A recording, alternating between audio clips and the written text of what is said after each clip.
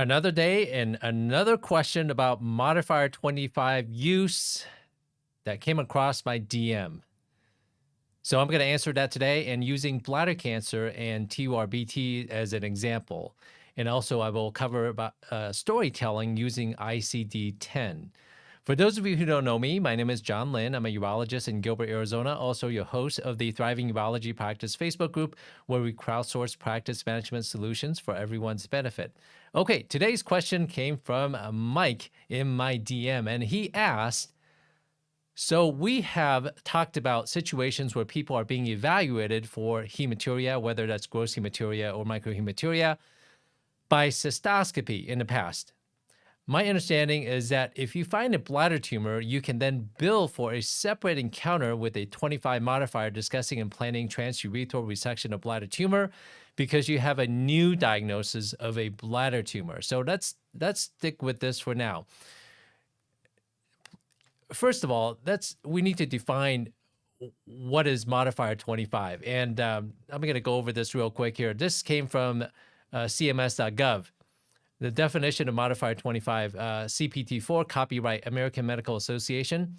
The definition is significant, separately identifiable evaluation and management service by the same physician on the same day of the procedure or other service. Further explanation of the modifier is given as follows. The physician may need to indicate that on the day of the procedure or service identified by CPT code was performed, the patient's condition required a significant, separately identifiable E&M service above and beyond the other service provided or beyond the usual preoperative and postoperative care associated with the procedure that was performed. The E&M service may be prompted by the symptom or condition for which the procedure and or service was provided. So let's read that again. The E&M service may be prompted by the symptom or condition for which the procedure and or service was provided. As such, different diagnoses are not required for reporting of the E&M service on the same date. This circumstance may be reported by adding the modifier 25 to the appropriate level of E&M service. So let's go back to this. Talking about situations where people are being evaluated for hematuria by cystoscopy, Mike is intimating that, hey, guy comes in or gal comes in for hematuria or microhematuria, R31.0, ICD-10 of R31.29, whichever one it is, and you perform a upper tract imaging, and then you schedule a patient for cystoscopy, you find a bladder tumor. Now the patient has a separate diagnosis from gross hematuria. Now you have a new diagnosis of bladder tumor. He's saying that now you can bill for a modifier 25. The answer will be no. You do not need a separate diagnosis to bill for a modifier 25. And in this case, you went from gross hematuria, R31.0, or microhematuria, R31.29, to a bladder tumor or bladder mass, which is a D49.4. Yes, you have a separate diagnosis, but that separate diagnosis is not necessary for you to use a modifier 25.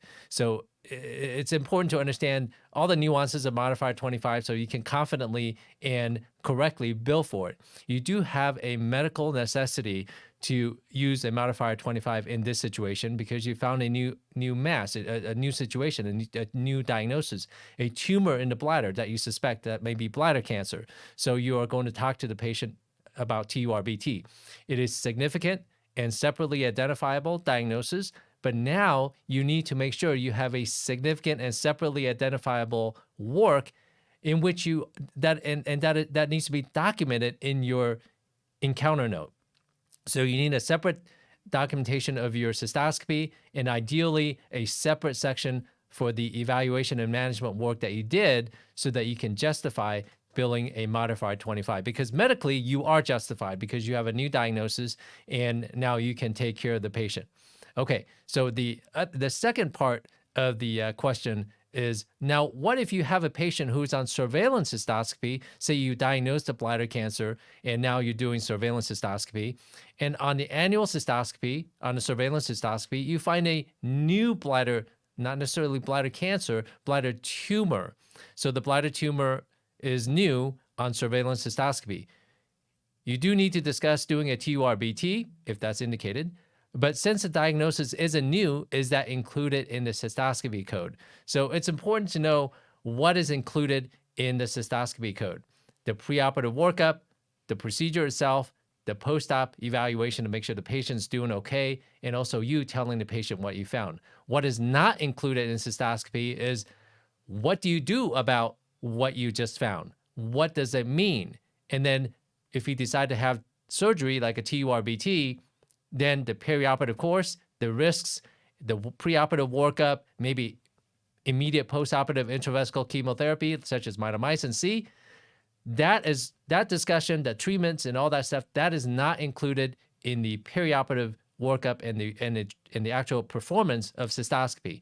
So knowing what's included in the global, in this case, a 0-day global of cystoscopy, and then being able to articulate the significant and separately identifiable E&M service that you provided is key.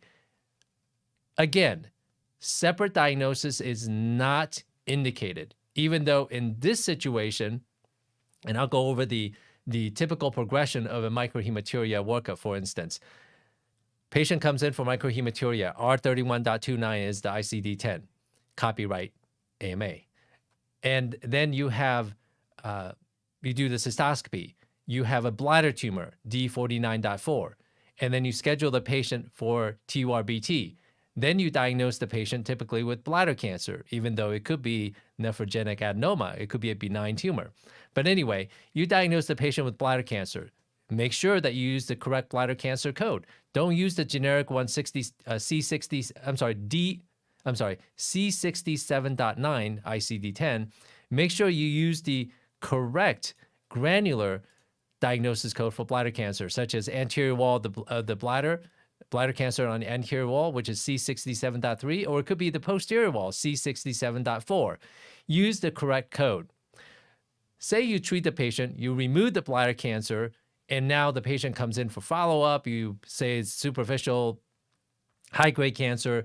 You schedule the patient for surveillance cystoscopy, induction BCG, or whatever. On surveillance, so say you treated the patient, now the bladder cancer on surveillance cystoscopies have been benign. No recurrence of bladder tumor. So now the diagnosis goes from cancer of the bladder of the anterior posterior wall, wherever it is, to personal history of bladder cancer, Z85.51. So you're telling the story going from microhematuria to bladder mass to bladder cancer to personal history of bladder cancer. So that is the storytelling that you need to do for ICD-10 so that you can tell the payers. You're basically painting a story of what you've done in the progression of the patient using ICD-10. So in this second situation, on the surveillance cystoscopy, you find recurrence of bladder tumor, and you don't need a separate diagnosis code. So you're basically going from, and I assume, Mike, that you did not use the diagnosis of personal history of bladder cancer, and you're going from personal history of bladder cancer, and then now on surveillance cystoscopy, you are finding that there's a recurrence of tumor. So now the new diagnosis will be bladder tumor, right? It'll be bladder tumor, D49.4, instead of personal history of bladder cancer. You do have a separate diagnosis. This is a new diagnosis in which you are now planning a TURBT, if that's indicated. So you're going from personal history of bladder cancer to now bladder mass, and then if the patient has a recurrence of bladder cancer, your new diagnosis will be bladder cancer. Depending on the location of the cancer, you would indicate likewise on using the most appropriate ICD-10 code. So storytelling using ICD-10 and also understanding what is included in the perioperative course for cystoscopy, and also understanding what is needed in Modifier 25 are imperative. A separate diagnosis is not necessary. A different diagnosis is not necessary by definition to use Modifier 25. So read it, always go back to the definition. You don't have to take my word for it. Always go back to the CMS definition. Always go back to the AMA definition. You don't have to take my word for it. Understand what is involved in billing and using Modifier 25. Use it confidently. use it safely, use it legally, use it legitimately, medical necessity, significant and separately identifiable service. Document all that, and you'll be good to go. As always, any questions or comments, leave them below. I hope this has been helpful to you, Mike. Keep the questions coming. Bye-bye.